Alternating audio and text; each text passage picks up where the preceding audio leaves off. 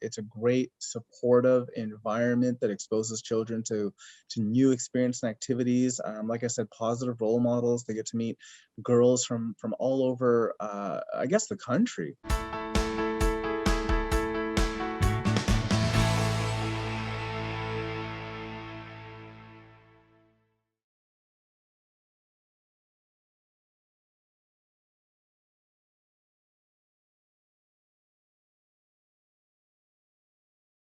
I'll jump in, but I would say like a safe, supportive, inclusive environment, and we got that at Tapawingo. And I think it was also the camp experience, like the traditional camp experience, playing games outdoors, meeting people, fire pits, canoeing, all that kind of stuff. So I think that's what we were looking for. And they had a really great welcoming intro to camping night in Toronto, which is where we live. And so by going there, we got to see all like so many counselors. We saw the camp director, the slideshow was narrated, and it was just a lovely welcoming experience, and it gave us a flavor of what the camp was all about.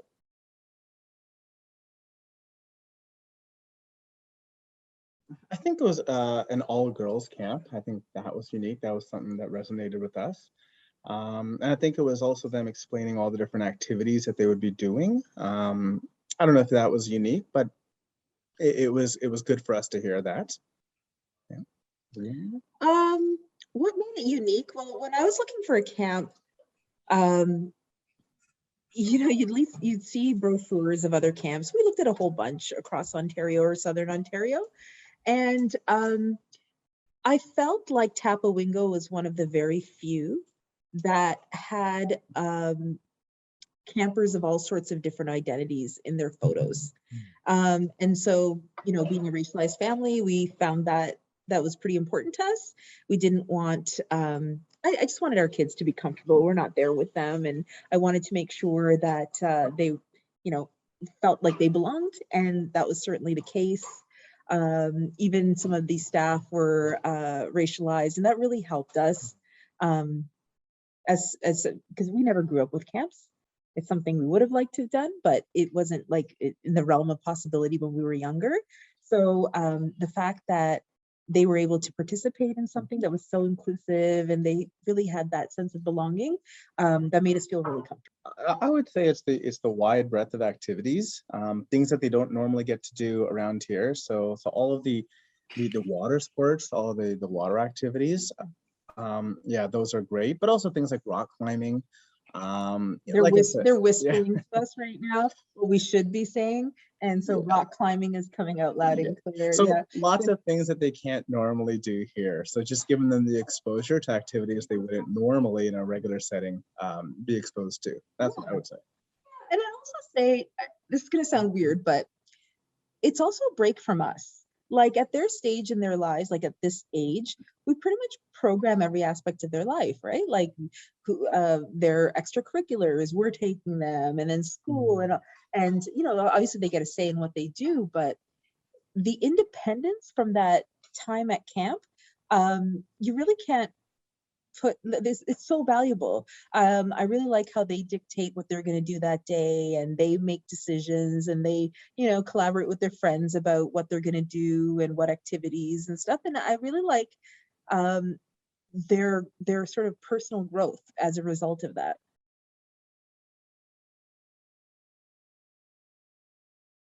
Yeah, I would say they were very good. All the counselors as well as the senior counselors, management, really good positive role models. They were very enthusiastic, motivated when they were running the activities, gave the kids options. They didn't really dictate to them what they wanted, but they were really encouraging cooperation and collaboration in terms of the activities that they wanted. So the whole entire experience was very, I think it gave them a sense of freedom, and that really helped enhance the overall experience for them. Yeah, so I would agree with everything Ken said, and then also add that there's like a real, I guess, push towards independence. And I don't know how to say it. Like, for example, our kids, when they came home, they talked about the Sunday program where the kids all gather on this big granite rock and they talk about it, and they talk about being able to set goals and you can do anything you want to do. So there's this real encouraging, sort of motivating message in a completely non-denominational way, which is also very important to us. And that really resonated and made me feel like it's not just about being outdoorsy and doing all the activities. It's a real culture where they connect with kids that are, have similar interests and stuff. And the counselors are really wonderful role models. So they have a newsletter that we read every so often, and they have updates about where the counselors are. And they're just these superstar women, or young women, I should say, that are really doing fantastic things. And, they're studying in so many different disciplines all over the world. And it just seems like it's such a great experience for our girls to get to know leaders like them.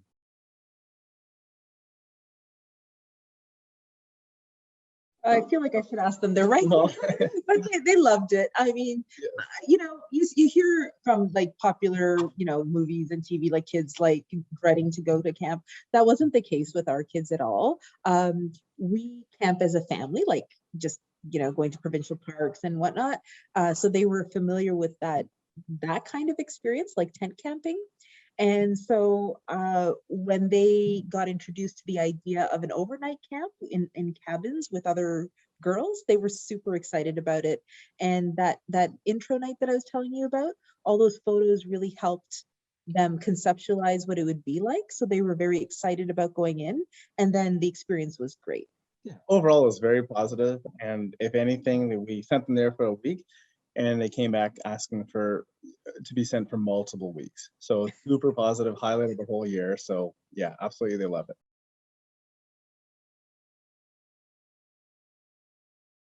I would say it's right after they came back.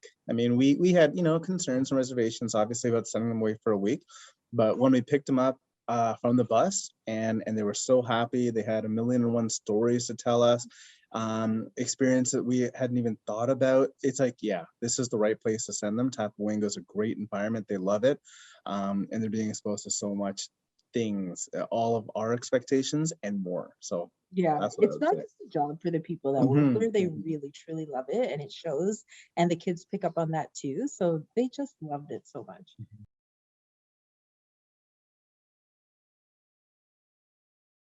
I would say they were very tired when they got home from all their, swimming and everything that they did, staying up late with their friends and whatnot. But yeah, I think the message of empowerment that they got that Sunday right before they left, I think it stayed with them. It really showed them that, one, they're around people who've achieved so much, and they spent an entire week with people making friends. I think it really puts that message in their mind that they could really do anything. And they were independent. I just, in terms of did I see immediate growth? I can't put I can't think of a particular instance that would make me think that they did, but the sheer amount of experience that they gained in such a short amount of time, I mean, how could that not change you? I think they were also more open to different things because they had been exposed to so many experiences. So they came back with more of a willingness and acceptance of trying new things, as well as, like I said, being exposed to different people that they wouldn't normally see in their schools. So just that type of exposure. So that's what I would say was, long-term growth.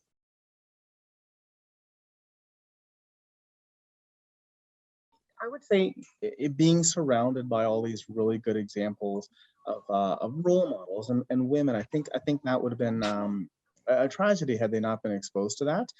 Just seeing what possible options exist for them in the future, not even specifically related to camp, but careers, universities, different walks of life, different lifestyles. So I think that would have been a big thing that would have been missing had they not been to camp. I would say it's more tangible skills. So where would they learn to sail if Well, they yeah, hadn't that been to too. camp? Sure. And all the paddling they do and the swimming and everything. So there are some real skills that they picked up that they would not be exposed to, if it was up to us, if we had to introduce them to things.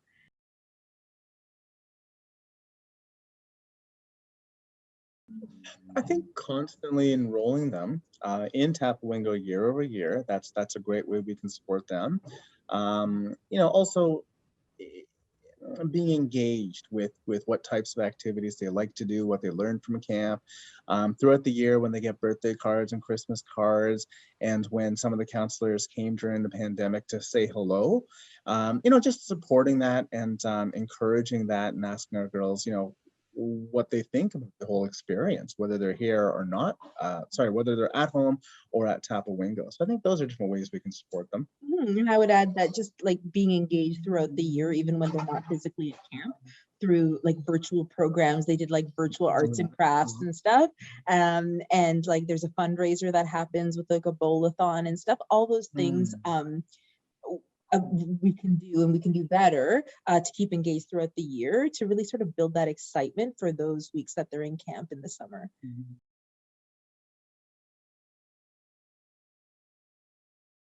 I think we have. Yeah, we've been singing their praises. Yeah, I think some of the words we've used is it's a great supportive environment that exposes children to new experience and activities. Like I said, positive role models. They get to meet girls from all over, I guess, the country, as well as the world. There's people who come in from outside of Canada, and it's a very nurturing environment, very supportive.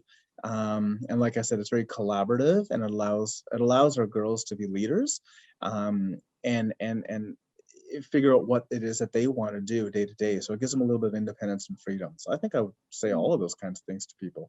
I would stress the inclusiveness stuff, right? Like it's a different camp because it is YWCA. It's really different than like a privately owned camp somewhere in Muskoka or something, right? Where you're really seeing one type of family or child, and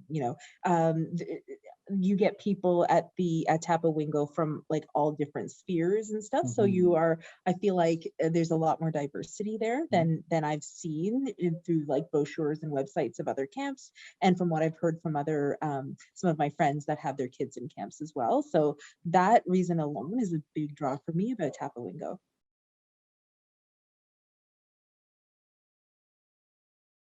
It's like the highlight of their life. Yeah. which it's kind of hurts a little bit because they're so happy to be apart from us. But when you really think about all the different experiences that they have there, it makes me like really proud that I could provide that experience for them.